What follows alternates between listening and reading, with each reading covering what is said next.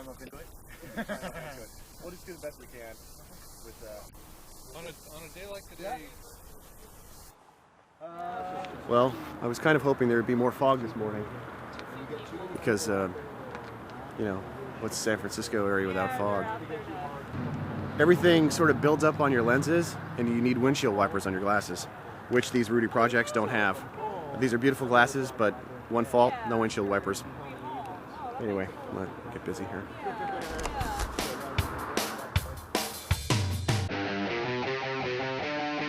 It's a lot of fun to be in this much paint.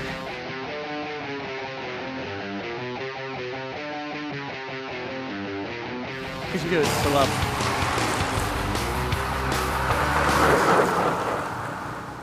There are more beautiful, sunny riding days in the Bay Area than most places, but the marine layer coming off the Pacific Ocean makes for foggy mornings, particularly during the summer. Joining us on the ride, Leah Tennisketter, a Team Tivco 2 rider and a true roadie, also a fundraiser for Turning Wheels for Kids, an organization that provides thousands of new bikes to disadvantaged kids every year. On the California coast is the city of Santa Cruz. Just north, San Francisco. In between, majestic mountains, the Santa Cruz Mountains.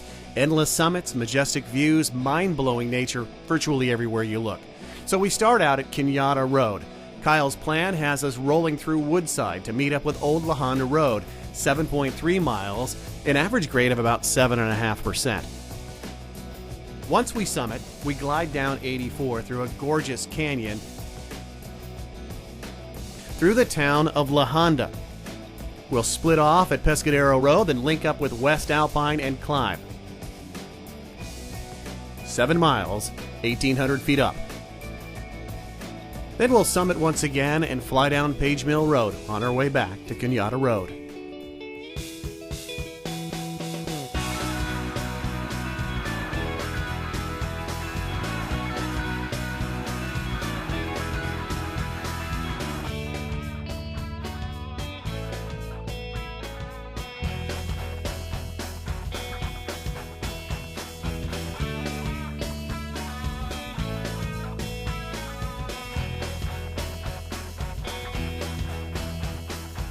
Kyle's teammate Jeff Paulson makes it 4 in the group.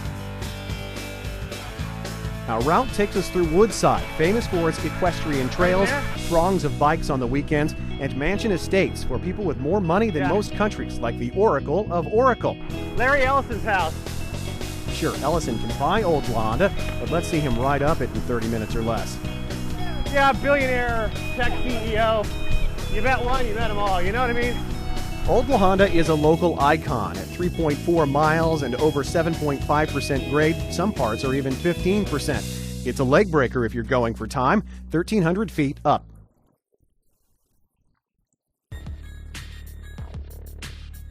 Pros can do it in under 20 minutes. Weekenders do it in 30 to 40 minutes. These are the Sentinels. Yeah. You come through the Sentinels, you enter the redwood forest. There's just this nice little sweeping area here. It is a huge change in the environment that you're around. From oaks basically to redwoods. Yeah, we just kind of got to that elevation. And we're up above the clouds. Nice. And with this hill, 3.3 miles, so every third of a mile is 1/10 of the distance, right? So that's how I break it down. It's just so quiet, and the solitude. You know, I can go on a cold, foggy winter day, I can go up and down this road 4 times and maybe only see, 1 car and 1 bike, and that's, you're talking in almost 2 hours.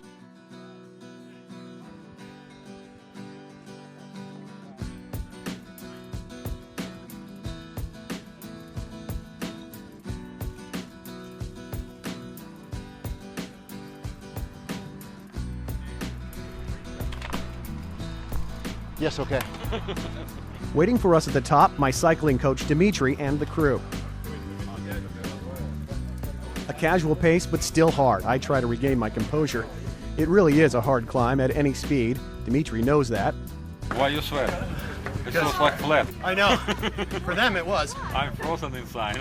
I'm just glad the next leg is downhill. We're going to get on 84, which is going to be a pretty decent-sized 2-lane road. Yeah. And we'll go down that another probably about 3 or 4 miles. We'll go through the little town of La Honda, and then we'll take a left onto Pescadero Road.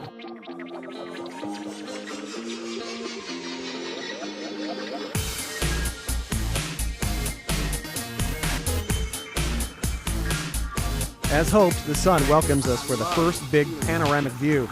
Come around the corner and it just opens up and it's sunny and warm and beautiful. Yep.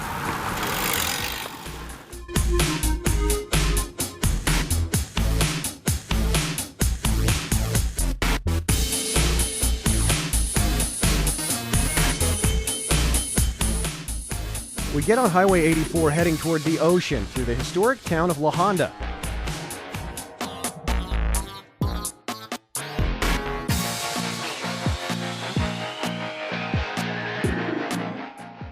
It was first settled in the 1860s, but it was the 1960s that brought out its most famous residents. Ken Kesey, author of One Flew Over the Cuckoo's Nest, and his merry pranksters lived here. That was pretty much the whole town. The descent gave me a chance to recover, but rolling through this redwood grove with trees stretching toward the sky, I'm reminded just ahead, West Alpine awaits, steeper and longer than Old La Honda. The part I love most, covering terrain I've never ridden through before. Tell me about this climb again, and what is it that you like so much about it? This climb's kind of got a little bit of everything that's great about the peninsula climbs. We've got, I mean, it's long. It's about 6 miles long, I think, and we climb about 2,000 feet vertical. We start out down here in the bottom in the redwood forests with the creek running by us, but as we come around the bend, we'll hit our first switchback, and then we'll start uphill, and we'll be hitting 10-12% grades. And then once we get to the top, it'll open up and we'll get some flat and some rollers. But then it's kind of almost Look like how huge this tree is. it's kind of almost stair-steppy at the top, where you'll do 10%, then flat, then 10%, then flat. I take a moment to tell Leah about the finer points of training with the Russians. Yeah, he did turn me on to the Russian vodka. It's good stuff.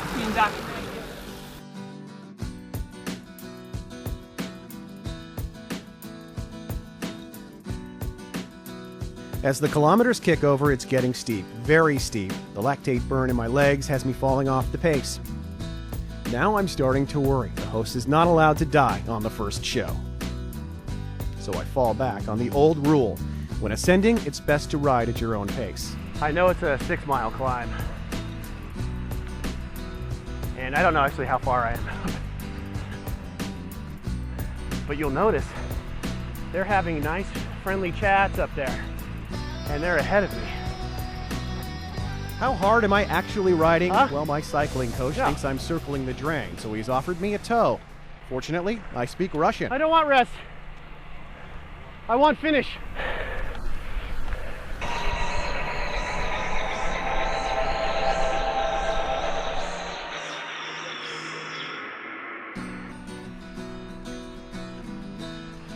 I know, you're thinking, well, he's saying he's enjoying this experience.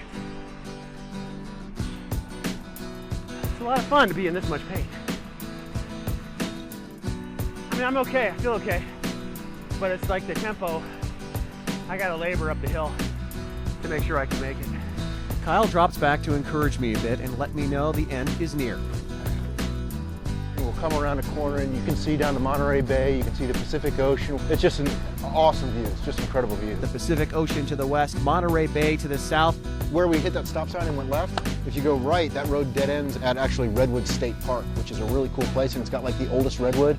Good camping, you can go hiking like, I don't know, geez, 3, 4, 5 miles and camp. Definitely worth the effort. Ridden down there. If you ride down, then you have to turn around and ride back up. Yeah, so. I noticed that. I only did it once.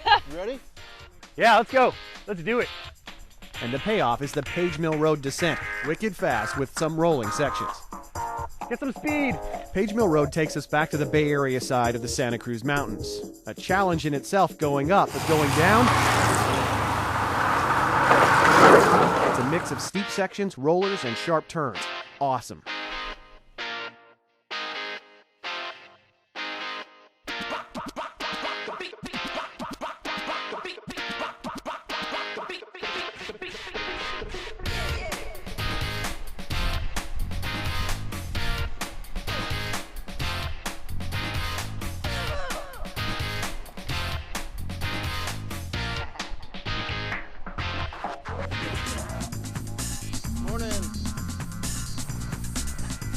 Damn it.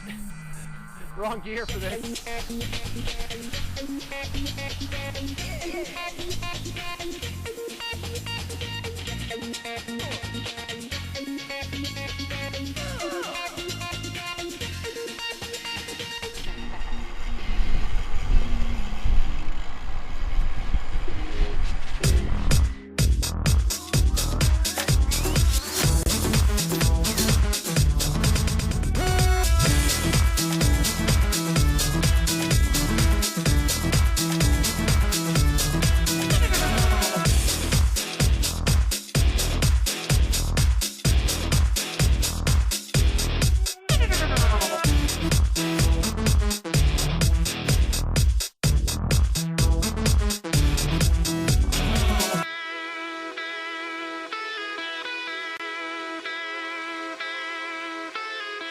Speeding down the mountain in a kind of formation, I couldn't help but think about what Kyle told me about cycling and flying.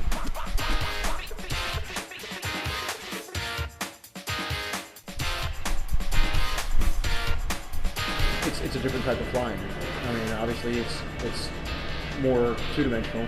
Fewer G's. There's a lot less G's. A little bit less bomb tossing. Yeah, but still, I mean, when you're coming down one of these the steep hills and you carve the corner just right, and you don't touch the brakes, you know, and everything just rolls perfectly. It's an adrenaline boost. A great way to finish off an exquisite tour of the Santa Cruz Mountains. Thank you very much, man. You bet. My pleasure. Thanks for joining me. Hey, thanks for coming. Cool. And two things suddenly occupy my mind: the next ride and the next meal. So as far as the backside of West Alpine is concerned, man, that was a great ride and the views were... Yeah, we got really lucky. Gorgeous. I think, you know, we came out this morning and it was we were socked in over here by the lake, by the reservoir, thinking we were going to be riding in the fog for most of the day, and we got really lucky. Climbed up out of it, and once we crested Skyline, I mean, the coast was the backside of the hill there was just beautiful. And the sky was so blue and the trees were so green. What did you think, man? Overall, it's a beautiful ride. I always love going through the trees and going from the redwoods to the top. I mean, we get everything. Yeah. You know what we'll do next time? I know what we'll do. We'll ride north, Skyline, drop down Sharp Park, and then have you ever done San Pedro Highway, Old Highway 1? Nope. Ah, it's fun. I've never done that. We'll do that next time. Okay. What are you having for lunch? Sancho's. Usually a burrito. We're going. We're going Giant to one? Sancho's and get a burrito. Which is probably the closest That's- burrito. yeah, that's where I'm going today. How about if we meet over there? We can go. I'm up for it. Hell yeah, I'm up for it. A giant burrito after a long ride, always perfect. Sancho's in Redwood City is practically a secret. Nobody wants to ruin its awesome vibe and killer food, right smack in the middle of Kyle's neighborhood. In a world where the ginormous burrito has become fast food, Sancho's is not afraid to stick with the classics. There's tongue on the menu, for God's sake. And Chicken mole burrito. The guy at the counter said it's the best one on the menu. That's his preference. And he's biased, and that's what I appreciate about him.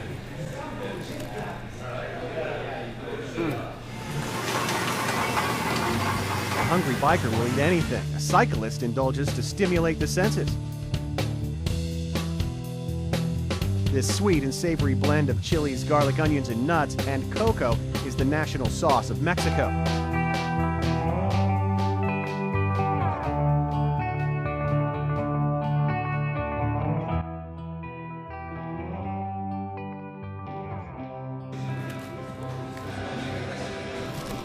It has all kinds of meat in it. And rice, it has black beans. And a hint of chocolate, just perfect. Thank God for mole. The juice has run out. Plenty of salt. Kyle was right about the ride. Right about the weather. Right about the refuge.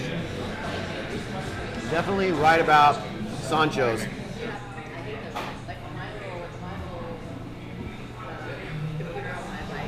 Now I just need another beer.